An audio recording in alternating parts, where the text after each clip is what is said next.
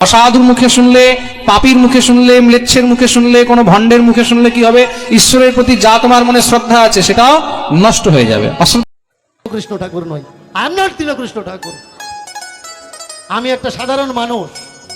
দীনকৃষ্ণ ঠাকুর কে?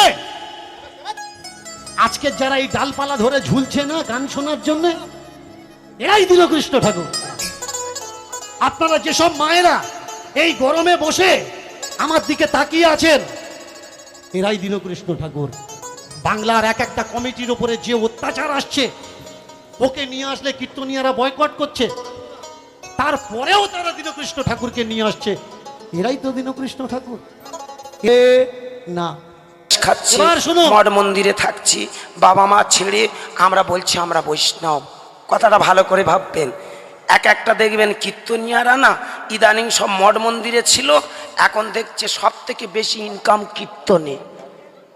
সব বড় বড় চৈতনধারীরা সব এখন হরিনামে চলে এসেছে। প্রিয় দর্শক, শান্তিবার্তা চ্যানেলে আপনাকে স্বাগত। আপনি শুনলেন ওই গোবিন্দ বল্লভ শাস্ত্রীর কথা এবং গুরুদাসের কথা। আপনারা বিচার করুন ওই গুরুদাস কি বলল। গুরুদাস বলল যে আজকাল অনেকেই ওই কপালে তিলক, তারপরে চৈতন্য বানিয়ে আজকাল পয়সার লোভে কীর্তন আসরে নেমেছে, কথাবাচক তৈরি হয়েছে, বড় বড় কথা তারা বলে কিন্তু নিজেই কথাগুলিকে ইউজ করে না। এই গোবিন্দ বল্লভ শাস্ত্রী কিছুদিন আগে জেলে গিয়েছিলেন, আপনারা অনেকেই জানেন। ইনি নিজের শিষ্যা বেটিকে বলাৎকার করেছিলেন, ইনি অনেক অপরাধ করেছেন, অপরাধের তার সীমা ছাড়িয়ে গিয়েছিল। কিন্তু আজ তিনি আবার ওই দীনকৃষ্ণ ঠাকুরের নামে বদনাম করছেন। এই মূর্খ গোবিন্দ বল্লভ শাস্ত্রী নিজেকে কি মনে করে? বড় সাধু নাকি ছোট সাধু নাকি একজন গুন্ডা? আমরা আজ এই নিয়ে বিচার করব। এই ভণ্ডের বিচার হওয়া উচিত। এই ভণ্ড যা কিছু করে চলেছে সবই অপরাধজনক। এই ভণ্ডের জন্য আজ সাধুরা কলঙ্কিত হচ্ছে, বৈষ্ণব গোসাইরা কলঙ্কিত হচ্ছে। এই গুন্ডা গদ্রি, এই পাষণ্ডীকে এই সমাজ থেকে দূরে ফেলে দেওয়া উচিত। সাধুর মুখে সাধুকতা শোভায়, কিন্তু ওই বলাৎকারী, ওই ভ্রষ্টাচারী লোকের মুখে কোনো শাস্ত্র কথা শোভা পায় না, কৃষ্ণ কথা শোভা পায় না। কোনো ভণ্ডের মুখে শুনলে কি হবে? ঈশ্বরের প্রতি যা তোমার মনে শ্রদ্ধা আছে সেটাও নষ্ট হয়ে যাবে, অশ্রদ্ধা হয়ে যাবে। তার জন্য কোনো সময় ভুলেও কোনো অনাচারী, দুরাচারী, পাষণ্ডী যারা বেদ বিপ্র ঈশ্বর বিরোধী, তাদের মুখের কোনো কথাই শুনতে নেই। প্রেম সে বলো, কখনো শুনতে নেই। এখন বর্তমানে আমাকে অনেকে একটা ভিডিও পাঠিয়েছে, কোনো এক ভণ্ড কীর্তনিয়া রয়েছে দীনকৃষ্ণ ঠাকুর। আমাকে অনেকে বলে, মহারাজ আপনি একটু এটার উপর একটু বলবেন, দেখুন কেমন কেমন অনাচারী কথা বলে, কেমন কেমন দুরাচারী কথা বলে। প্রভু ভগবান বলতে আসেনি, তিনি আমাদেরকে ভগবান বানাতে এসেছে। আর আজকের দিনে রাগ করবেন না, আমরা কিন্তু অন্য কায়দায় সেই নিমাই চাঁদের বিকৃত করে আমাদের মতো ধান্দাবাজরা ব্যবসা চালাচ্ছি না বলুন?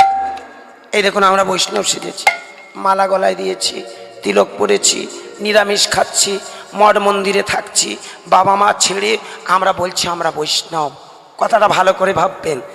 এক একটা দেখবেন কীর্তনিয়ারা না ইদানিং সব মঠ মন্দিরে ছিল, এখন দেখছে সব থেকে বেশি ইনকাম কীর্তনে। সব বড় বড় চৈতনধারীরা সব এখন হরিনামে চলে এসেছে। রাগ করবেন না। কদিন আগে 6 দিন আগে না আমি ফোন করেছিলাম, মেদিনীপুরের একটা বেশ থাবাখানে চৈতন রেখেছে, বেশ বয়স্ক কীর্তনিয়া, নাম আর বলবো না কারণ ক্যামেরাগুলো বসে আছে, ওদের দিয়ে বিশ্বাস নেই, ওরা বাজে, ওরা কোথায় ফুরুত করে ছেড়ে দেবে বাবা, আমার সুরুত করে এসে গলা টিপে ধরবে। না বাবা বলবো না, তবু না বলে আর থাকি কই কি। এখন সেই থাবাখানের চৈতনের কাছে ফোন করেছি, বাবা আমাদের একটা হরিসভা আছে, দয়া করে আপনার মতো বৈষ্ণব এসে যদি আমাদের হরিবাসরে দাঁড়ান, আমাদের হরিবাসর ধন্য হবে, আমরা আপনাকে দেখে ধন্য হব, আপনার মুখে হরিনাম শুনে ধন্য হব, দয়া করে আপনার কত দিতে হবে? চুপ করে থেকে থেকে বলেন 90,000 লাগবে। চৈতনের দাম এত, এই আমি এসে পৃথিবীতে জানতে পারলাম। নবদ্বীপে একটা চৈতনধারীকে ফোন করেছি, বাবা আপনার রেট কত? বলে 60। শুনে আমার গলা কাঠ। চৈতনার মালার যদি এত দাম হয়, এরা কারা রে ভাই? সেদিন নবদ্বীপে আমার নিমাই ব্রাহ্মণদের বিরুদ্ধে প্রতিবাদ করেছিল। আজকের আমরা এমন রাগ করবেন না বাবা মায়েরা, আমরা আমাদের মতো জানোয়ারগুলো বেড়ে উঠছি, কিন্তু আমাদেরকে তোষামত শুরু করেছেন। ঠিক, একদম ঠিক। আমরা যে 3 ঘন্টায় 60, 70, 80, 1 লাখ টাকা কামাচ্ছি, আপনাদের কোনোদিন মাথায় ঢোকে না যে আমরা কারা? শোষণ করছে রে। আমি হরিবাসরে কেন গলা ফাটাচ্ছি বুঝতে পারছেন? কেন খুটুর খুটুর কাশি হচ্ছে বুঝতে পারছেন? পালা গাইলে তো আমি গাইতে পারতাম, কে শুনলো না। আমি একটা রাধা গোবিন্দের লীলা গিয়ে কেঁদে কেঁদে চলে গেলে আপনারা বলতেন, ও বাবা খুব কীর্তন হয়েছে। ও কীর্তন শুনে কিচ্ছু হবে না, চেতনা তৈরি করুন। নিমাই বললে না, চেতনা তৈরি করে সমাজটাকে সুস্থ রাখার নাম হলো বৈষ্ণবতা। তুমি বৈষ্ণব হয়েছ নামে, ওই ভেলতাল ধরে সমাজকে যদি শোষণ করো তাহলে কিসের কীর্তন? আজকের সেই জায়গায় দাঁড়িয়েছে আমরা নামে গোপাল পুজো করছি, আর এই গোপালের নাম করে এই বিশ্ব ব্রহ্মাণ্ডটাকে শোষণ করছি। সেদিন গুরুদাস গায়েন কি বললেন সেটা আপনারা শুনতে পেলেন। এই গুরুদাস গায়েন ঠিকই বলেছেন। আসলে তিনি সঠিক তত্ত্বগুলি তুলে ধরার চেষ্টা করছেন, কিন্তু আমরা বাঙালিরা বুঝতে পারি না। কারণ আমরা তমগুণী লোক। তমগুণী হওয়ার কারণে আমরা সঠিক তত্ত্বগুলি উপলব্ধি করতে পারি না। দীনকৃষ্ণ ঠাকুর মহাশয় সঠিক তত্ত্বগুলি বাংলার মধ্যে দেওয়ার চেষ্টা করেন, কিন্তু আমরা মূর্খরা এই তত্ত্বগুলি বুঝতে না পারার কারণে তাকেই আমরা খারাপ মনে করি। আসলে সে আমাদের ভালো চায়, কিন্তু আমরা তার ভালোটাকে বুঝতে পারি না। আমরা তাকে বুঝি সে আমাদেরকে যেন কি একটা গণ্ডগোল বাঁধিয়ে দিচ্ছে, সে আমাদেরকে যেন নরকে ঠেলে দিচ্ছে, কিন্তু সেটা দীনকৃষ্ণ ঠাকুর মহাশয় করেন না। ওই গোবিন্দ বল্লভ শাস্ত্রীর মতো লোকেরা আমাদের সমাজকে কুসংস্কারে ভরে দিচ্ছে। তারা সাধুর নামে বেঈমান, আর চরিত্রের নামে বেঈমান। তারা কলঙ্কিত, তারা ভয়ঙ্কর লোক। তারা আসলে আমাদের সমাজের একটা বড় ভয়ঙ্কর অগ্নি এবং বড় ভয়ঙ্কর একটা কালো সাপ। এই কালো সাপদের থেকে দূরে থাকুন বন্ধুরা, নইলে এই কালো সাপের মুখে পড়লে আপনার জীবন অসত্য এবং আপনি নরকে চলে যাবেন।